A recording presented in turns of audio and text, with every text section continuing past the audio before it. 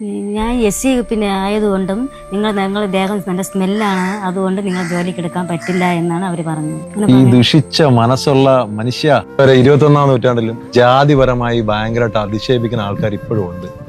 ഈ താഴ്ന്നവനും ഉയർന്നവനും എന്നൊക്കെ പറഞ്ഞിട്ട് ഇപ്പോഴും ജീവിക്കുന്ന ആൾക്കാരുണ്ട്. എന്റെ തൊട്ട് ബാക്കിൽ നിൽക്കുന്നത് സരസ്വതി സ്കൂളിൽ എന്താണ് ചേച്ചി, വണ്ടിയിലെ കിളിയാണ്. അപ്പൊ ഈ ചേച്ചി 2 ദിവസം മുമ്പാണ് ജോലിക്ക് കയറിയത്. അങ്ങനെ ജോലിക്ക് കയറിയപ്പോ ഏതോ ഒരു രക്ഷകർത്താവ് വിളിച്ച് സ്കൂളിൽ പറഞ്ഞെന്ന് അവര് SC ആയതുകൊണ്ട് അവരെ ജോലിയിൽ വയ്ക്കരുത്, അവരെ ശരീരമൊക്കെ ഭയങ്കര നാറ്റമാണ്, അങ്ങനെ അവരെ ശരീരം ഭയങ്കര നാറ്റമാണെന്ന് പറഞ്ഞിട്ട് ജോലിയിൽ നിന്ന് പിരിച്ചുവിട്ട്.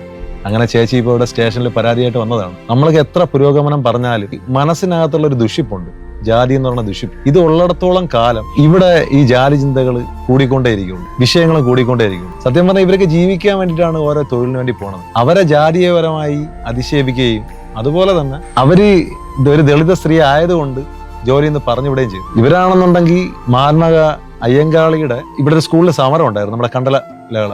ആ സമയത്ത് പഞ്ചമി എന്നൊട്ടൊരു കുട്ടിയിൽ നിന്നാണ് എല്ലാം തുടക്കം. ആദ്യമായിട്ട് സ്കൂളിൽ പ്രവേശിച്ച ആ തലമുറയിലെ നാലാമത്തെ തലമുറയിലെ മക്കളാണിത്. അവർക്കാണ് ഇപ്പോഴും ഈ ഗതി. 125 വർഷങ്ങൾക്ക് മുമ്പ് അവർക്ക് എന്ത് സംഭവിച്ചോ അതാണ് ഇന്ന് ഇവർക്ക് സംഭവിച്ചത്. അന്ന് പഠനം മുടക്കിയെങ്കിൽ ഇന്ന് അവർക്ക് ജോലിയിൽ നിന്നും അവരെ പറഞ്ഞു വിട്ടു. ഒരു വലിയ കഷ്ടമാണ്. ദയവ് ചെയ്ത് ഈ വീഡിയോ ആരെ കാണുന്നവര് വകുപ്പ് മന്ത്രിയിലോട്ടും അതുപോലെ തന്നെ മനുഷ്യരിലോട്ട് ഇതെത്തിക്കണം. കാരണം ഈ 21-ാം നൂറ്റാണ്ടിൽ ഈ ചിന്താഗതിയൊക്കെ മാറണം. നമ്മളൊക്കെ മനുഷ്യരാണെന്നുള്ളൊരു ചിന്ത എല്ലാവർക്കും വരണം. എന്നാൽ മാത്രമേ ഇനി അങ്ങോട്ട് പോവുള്ളൂ. നമ്മൾ നാളെ വീണ് കിടക്കുമ്പോൾ ചിലപ്പോൾ ഇവരെ ബ്ലഡ് ആയിരിക്കും നമുക്ക് തരേണ്ടത്.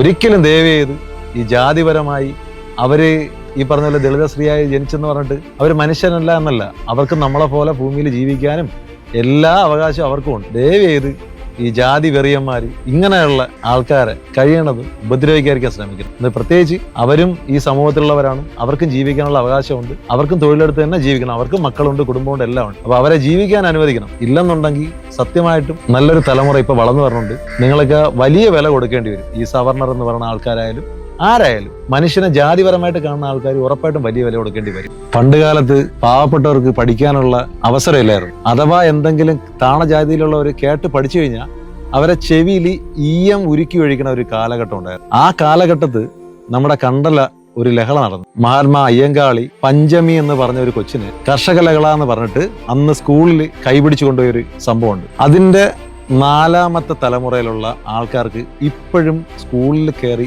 ജോലി ചെയ്യാൻ ഭയങ്കര ബുദ്ധിമുട്ടാണ്. അവരെ ജാതീയമായി പറഞ്ഞ് അധിക്ഷേപിച്ച് ജോലിയിൽ നിന്നും ഇന്നലെ പറഞ്ഞു വിട്ടു. ഞങ്ങളുടെ കുട്ടികൾക്ക് നിങ്ങൾ വിദ്യാഭ്യാസം തന്നില്ലെങ്കിൽ നിങ്ങളുടെ പാടത്ത് മുട്ടിപ്പുല്ല് കുരിപ്പിക്കുമെന്ന് പറഞ്ഞിട്ട് ഒരു മുദ്രാവാക്യം ഉണ്ടായിരുന്നു. അന്ന് നടത്തിയ ഒരു ലഹളയുടെ അനന്തരഫലമായിട്ടാണ് ഇന്ന് എല്ലാവർക്കും സ്കൂളിൽ പോയി പഠിക്കാനുള്ളൊരു സാഹചര്യം ഉണ്ടായത്. അതേ വീട്ടുകാർക്ക് 4ാം തലമുറയിൽപ്പെട്ടവർക്ക് ഇപ്പോഴും അതേ അവഗണന.